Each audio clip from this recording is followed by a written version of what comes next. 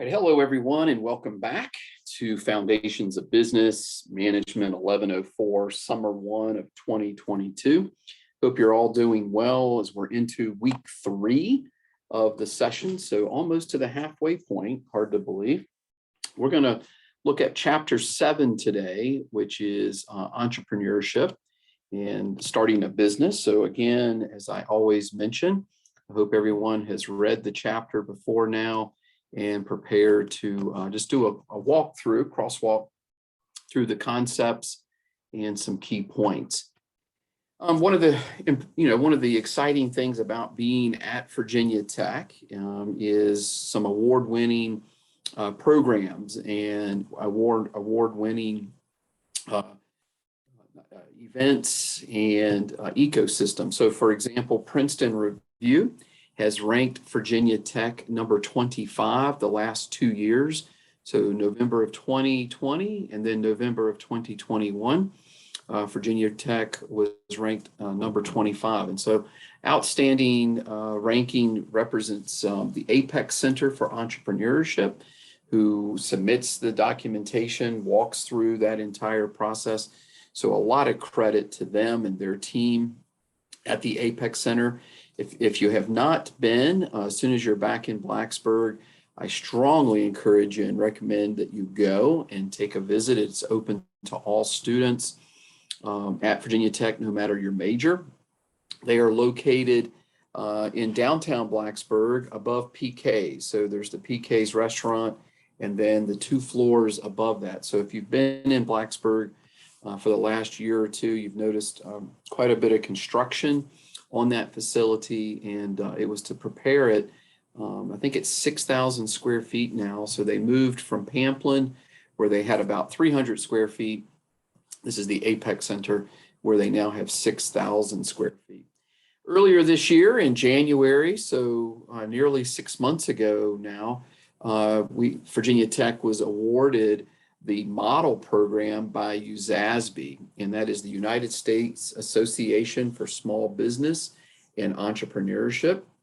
This was a fantastic award for excellence in entrepreneurship education, and this was awarded to the Pamplin College of Business. The Department of Management submitted the documentation, but this was quite frankly an award for everyone at Virginia Tech and the ecosystem that we have here. That video is available to you in the modules. You can see students, faculty, staff, alumni, industry partners, various centers like the Apex Center, the Corporate Research Center, Link License and Launch. You name it, it represents the entire investment that has gone on at Virginia Tech for the last 10 years. When the president visited here back in April, she spoke about how strong the collegial environment that goes on between faculty and even students coming together. So again, an amazing award, very, very proud of this award. And it's only just the beginning to see what's going on with entrepreneurship at Virginia Tech. So I share that, that might be a so what, who cares moment for you, but I share that because you can see, being a part of Virginia Tech, the investments and the opportunities where you can explore. Some of you may decide to start your own business, and typically, entrepreneurs start small businesses. Many of you may decide to go into organizations, small, medium, or large, and work with them with their entrepreneurial mindset, with innovation, new product development, new business development can be a great piece. So while you're here, why not pick up the skill sets? Why not understand what the entrepreneurship mindset means? What does it mean to work together and collaborate and innovate? What do those words mean from that? So there's 3 characteristics of entrepreneurial activity. One is innovation, and this is basically applying a new technique or new technology, opening up a new market. Maybe it's developing a new form of an organization that has the purpose of producing or enhancing a product. Again, this is where some of you may end up maybe directly or indirectly within an organization moving forward. Another one is running a business, certainly setting up a business to make a profit, and then risk taking. So the term risk means that the outcome of the venture can't be known. You don't know what you don't know going into it. So there has to be a sense of, the uncertainty and the ambiguity, and how do you navigate that? And that we don't know what that venture looks like a month from now, a year from now, 5 years from now. And that's risky. No one knows what that could look like. The outcome, is tough to understand. And I share a video with you now. This kind of outlines entrepreneurship at Virginia Tech on a product that many of you may or may not use as you do this particular activity. But also, I want you to pay attention to the problem that the entrepreneurs are trying to solve, because ultimately it's not about products, it's about people. And it's about solving problems for people. That's what entrepreneurship is about.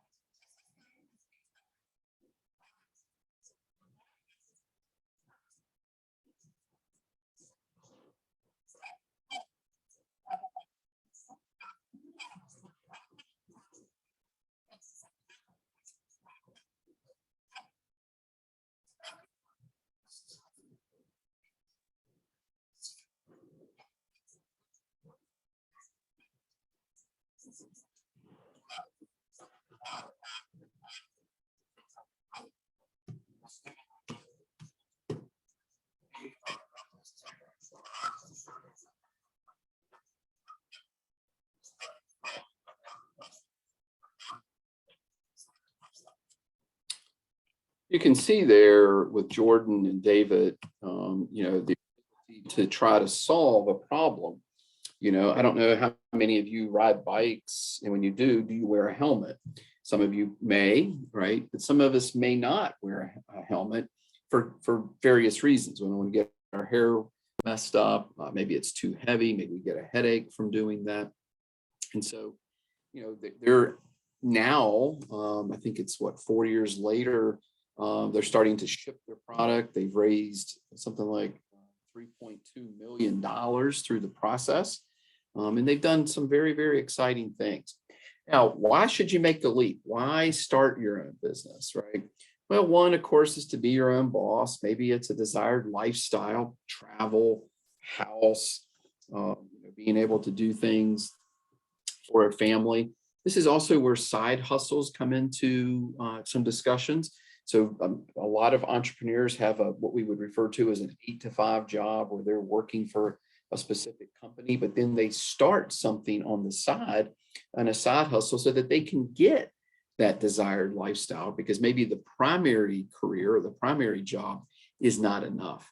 Maybe it's achieving financial independence, certainly using skill and knowledge, this expertise that may have been gained, whether again, through education or through a job or career.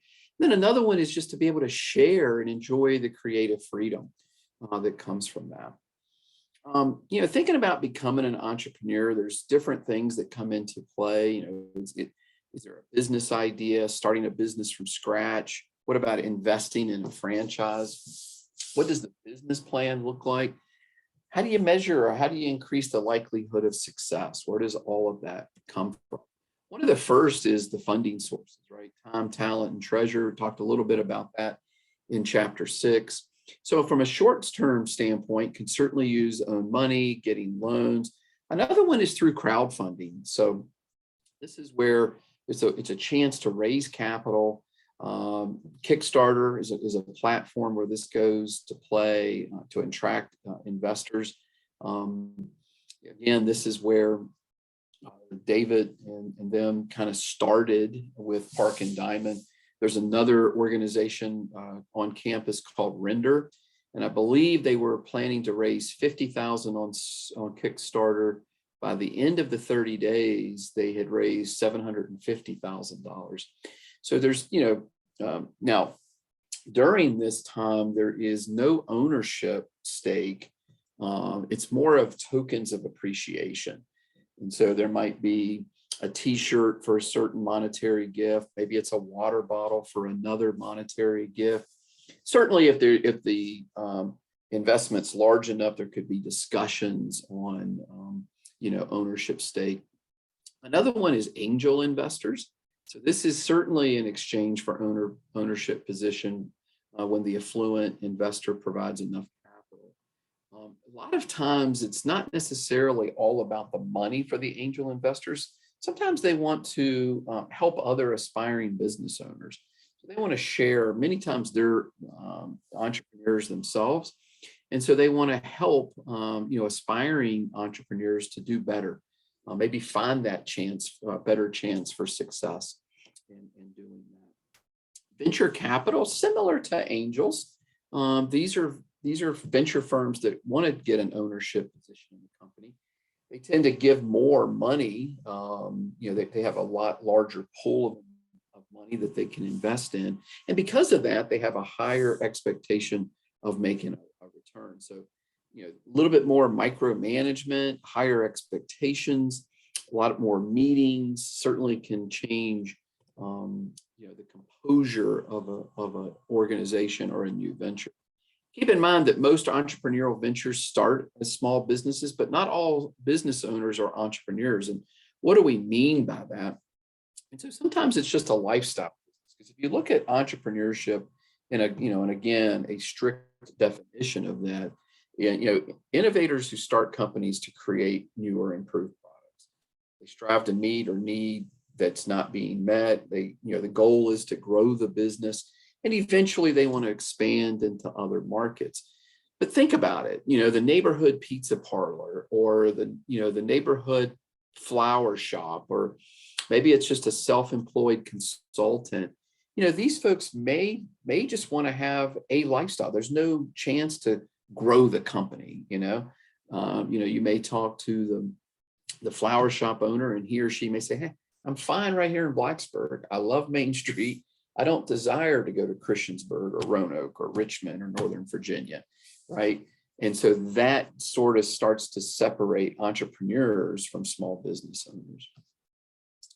I have a lot of work to do with regards to entrepreneurship and for women and minorities. You can see there was a nice jump from 2007 to 2012. And then unfortunately, since 2016, the numbers have actually decreased in most of the categories. Asian Americans has done pretty well, but in other categories, it's gone down. So there's a large push for this, on university campuses and local, regional, and state, including the federal level as well.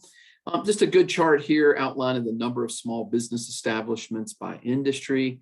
You can see here about 20% of all small businesses in the US are in goods producing, and then 80% are in that service sector.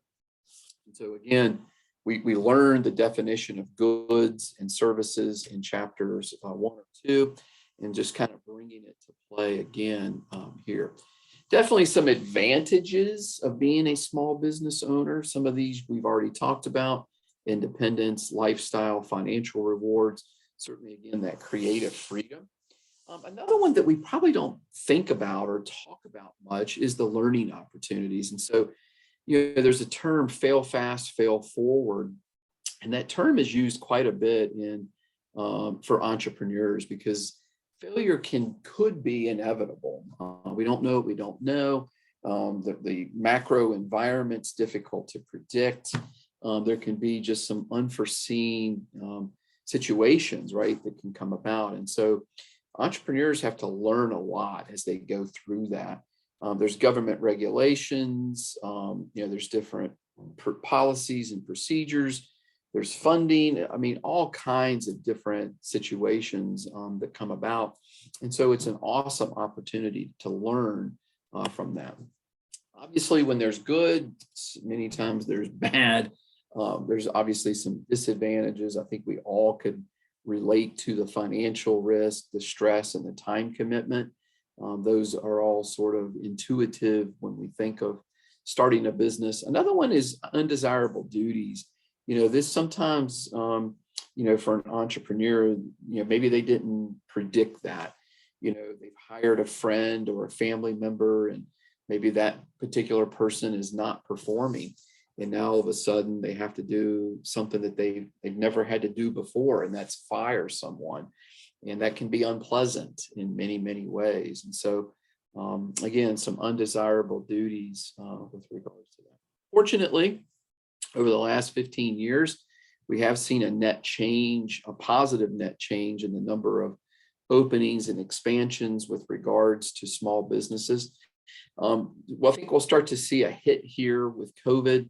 Certainly there have been some good government programs that have helped small businesses survive, but not all will survive. And matter of fact, once those programs go away, can the small business still come through?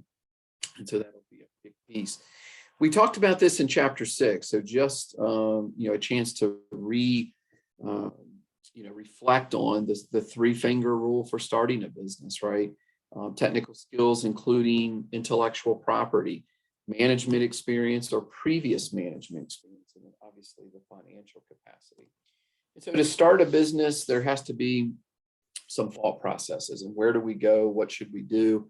And these are just some good examples. I think, the one that I like the best is, what would be the competitive advantage? So, it doesn't have to be novel, unique. It doesn't have to be an invention, right? That like that. It can be innovation. So it could take something and just making it better. But the competitive advantage is just what makes you different. What makes the product different? What makes the service different? How does it stand out? What's the value proposition that's going to be delivered? Because at the end of the day, people have to want, to solve a problem. And they, by solving that problem, they should be, motivated to do that. But that doesn't always hold true. And so that's an important piece. Another one is, looking at gaps, trends, and problems. A good place to start, what's going on in the marketplace. I think, if you look at Uber, for example, they saw a problem, that people, people were not able to understand the convenience, right, of a taxi. So the problem was the taxis and the current technology was not able to give the experience, which is a trend. People looking at wanting good experiences in whatever service that they have. And so with technology, Uber and Lyft was able to come forward and say, hey, let's tell the buyer that it's going to be in this particular car. Here's this particular driver. They can see and watch when the driver is going to pick them up. Versus, again, the problem from the taxi could be safety issues. We don't know who that person is. Favorite phrase of mine is love the problem, not the solution. And that's the important piece of being an entrepreneur. Talked a little bit about franchises in the last chapter. You can see here, there's certainly been a rapid growth of franchises. Real quick on some entrepreneurship from a Virginia Tech and student level. I think many of us would agree that student debt is a problem. This is a student, now an alumni, Danielle Jeffers, who noticed that for her own life, that she needed money to come to college, a first-generation student. And so, long story, she set up her own company after she realized and after she found $200,000 worth of grants and scholarships. And so she wanted to actually share that story and be able to help people in the marketplace. And so she has an organization called Dough for Degrees. And again, the main problem here is student debt, and sort of trying to help that. Again, the Apex Center for Entrepreneurs, this was just a couple of years ago. This is an organization called Quick Tech, and Quick Tech is actually run by mostly business students, and they have put together a device that helps to measure for arthritis. And so, I know many of us may have family, that suffer from arthritis. And as it turns out, a lot of times, obviously, this is medication that is given, but it's based on technology from the 60s. And so these Virginia Tech students came up with a device that actually uses technology and an app, and much more convenient and much more accurate with graduates. So it's going through FDA testing now. This is Eric and Brian, finance management, BIT, and they have an apparel company. And what's pretty awesome here is they have different charities that they donate to, which is pretty exciting. This is Maria Jernigan, Maria Philosophy, Spanish, and Theater Arts, and she's bringing virtual reality to the classroom. And so helping students in rural or underserved areas of the country be able to experience something that perhaps the more affluent areas can do on, in person. So, for example, we might have students, in a rural area that could go to Washington, D.C. and be able to see, touch, feel, smell, taste Washington, D.C. But yet we may have students in a rural part of the country that can't make that trip. It's, financial burden, or, just the trip itself. And so why not bring VR to the classroom? Another might be learning a foreign language and being immersed into that country. And what pretty unique and innovative way is to actually learn that language by being there as well. This is CellLink. So this is Eric Gottenholm. He graduated in 2014. He, again, a business management student, business management alum, but he has started a medical company. And so they do 3D printing. And many of you might say, well, Mr. Poff, 3D printing's been around a long time. I'm not so sure I'm impressed. Well, his company, not only do they do 3D printing, but they do 3D printing of human cells and human cell structures. And so basically he can recreate an ear or a nose much more effectively, and where the body will accept it sooner. Moving into cancer research, looking at pancreas, which could help type 1 diabetics. So really exciting technology, really exciting area of focus. And again, not a doctor, not in medicine, didn't study that. He's a business management major or a business student. So some pretty awesome opportunities. We know that small business can be very strenuous. About 50% of new businesses fail within 5 years. Here's many of the reasons. You can imagine undercapitalization, lack of formal planning. These are things that certainly we try to help within the business school. And then, just thinking of like formal policies and procedures that might take a lot of effort, might take a lot of time. What's the value in that? But in the end, that could actually help an organization's path to success. Very, very important.